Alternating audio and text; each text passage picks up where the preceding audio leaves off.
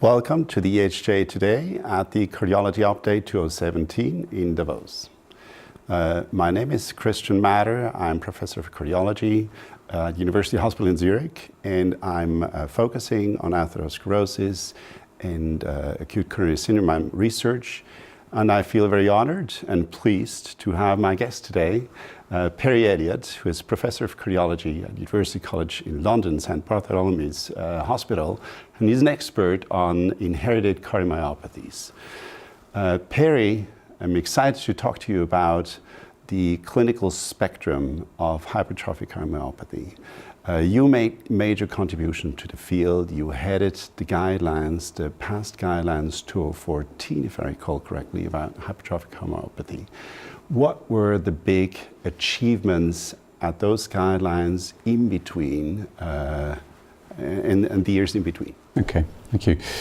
I think the headline from those guidelines was probably risk stratification. So we had an opportunity to promote a new risk tool for identifying patients at high risk of sudden cardiac death. But I think in the years that have followed the publication of the guideline, there's something else quite interesting which is now happening, which is that we're moving away from the concept of hypertrophic cardiomyopathy as a single diagnosis. You know, it's a single measurement, if you think about it. It's just a wall thickness measurement. And in the guidelines, we use this term, umbrella diagnosis. It actually covers a huge spectrum of different conditions with different natural histories, and probably in now and in the future, different therapies. So the mission, if you like, both in hypertrophic cardiomyopathy, but in all heart muscle disease, is to start asking that question, why? You know, why does this person have a thick heart? Why does this person have a dilated heart, and so on? So we're talking about a syndrome, not only heart failure syndrome, but a hypertrophic heart syndrome, so to say. Yeah. We try to understand all the different puzzle pieces that contribute to that. And if I understand correctly, what you are working on and what your mission now is to understand each of these puzzle pieces and to put them together and try to weigh them afterwards for personalized medicine. Yeah. Can you sketch out this task a little bit? This is a very exciting avenue that I think with big data management and all these different tools, we have exciting avenues to pursue in different fields. I think this is a big task because we're trying to change a mindset. Cardiology's been a great success. We've enormous success in treating heart failure, coronary artery disease, hypertension. But in essence, that success is built upon the measurement of simple clinical traits like an ejection fraction, or like a systolic blood pressure, or like a blood sugar. And I think collectively, we're realizing that we've made great success, but we've now reached a plateau. And we have trials which are failing, I think partly because we're not treating mechanisms, we're not treating individual diseases. And so the term heart failure, if you like, what does that really mean? It's some symptoms associated with a raised BNP, and it's a syndrome. And the drugs that we use, ACE inhibitors, beta blockers, they work. But on average, they work. Within those populations of patients with heart failure, there may be some individuals who are not responding. There may be even some individuals in whom we might be doing harm. Now, I don't want to overplay that concept, but I think the future is definitely breaking down these large diagnostic labels into their component parts. Now, what I do is I deal a lot with genetic disease. And I think there's a concept that genetic disease is very rare. It's the sort of thing we would see in a very specialist clinic. I really don't think that's correct. I think it is, as I always say, the cliche I always use is rare things are rare if you don't look for them. So if you don't take a family history, you won't spot the patient who's got a family history of heart failure, conduction disease, ventricular arrhythmia. Exactly. Yeah. And although I think we need to test this prospectively, I would love to go into a heart failure clinic, or I'd love to go into a pacing clinic and just apply a very simple algorithm, a series of questions, maybe a few simple blood tests. And I'm prepared to put money on the fact that we would find patients who have inherited diseases with very different outcomes and require different kinds of treatment.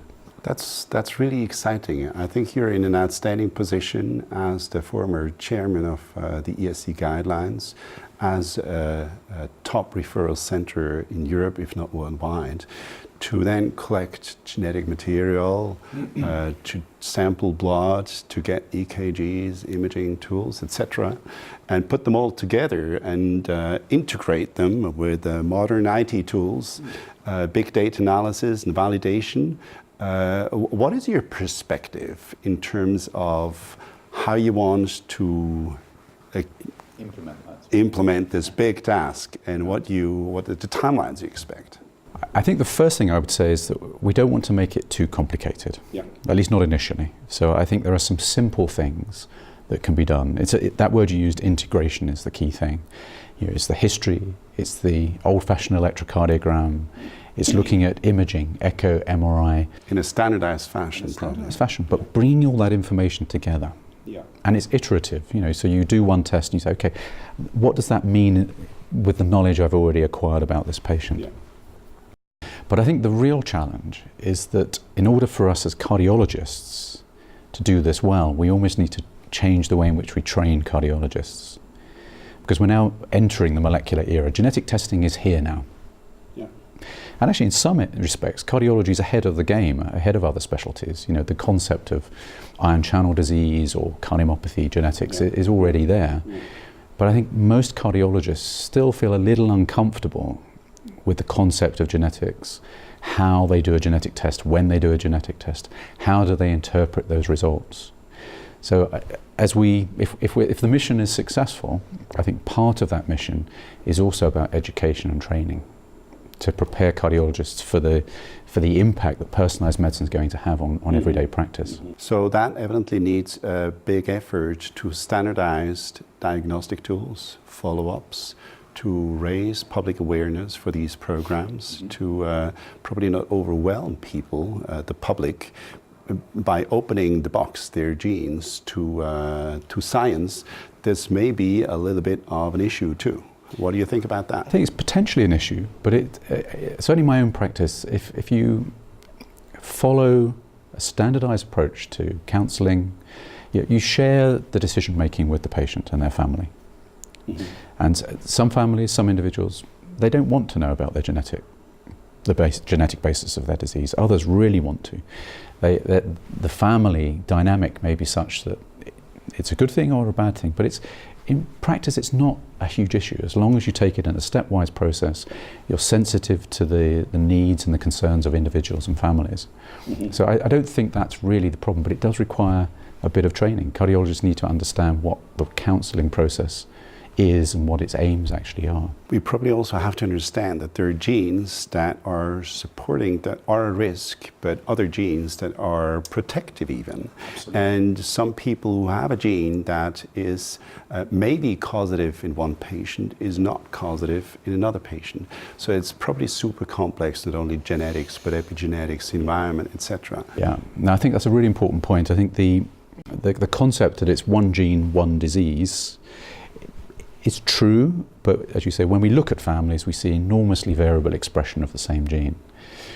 Now, if you do the thought experiment and think about all the things that regulate gene expression, you think, we will never understand this, it's far too complex.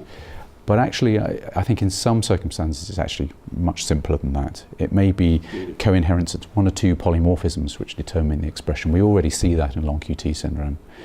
So you can start to build these genetic models where you have if you like, it's a gene which sets the scene. So the mutation says if you're going to develop a disease, it will be hypertrophic cardiomyopathy or it would be long QT syndrome. But then you have 2 or 3 other genes and maybe some environmental factors which determine whether you cross that threshold and develop the disease. And I think we already see that. We see these patterns in the clinic. So I think they're understandable. We just need to collect the data, do the right experiments, do the right studies in the long term to understand the outcomes from these combinations. That's very exciting. Could you perhaps wrap up for our listeners and viewers the key message of your mission? So the third time I've used the word mission. Okay, it's a mission. Yeah, it's exciting. But what we're trying to do is just to change the thinking process a little bit. So when you see someone in the clinic with a particular phenotype, whether they've presented with heart block, whether they presented with a thick heart, whether they presented with dilated cardiomyopathy. Yeah, you do all the guideline-based stuff, but then ask yourself the question, why do they have this? You know, VT is not a diagnosis. Hypertrophic cardiomyopathy is not a diagnosis. It's a phenotype. That for me is the next big step. Very exciting. Looking forward to do that together with you and other people interested in the field. Thank you very much, Perry, for sharing this exciting mission with us and with the audience of EHJ Today. Thank you very much.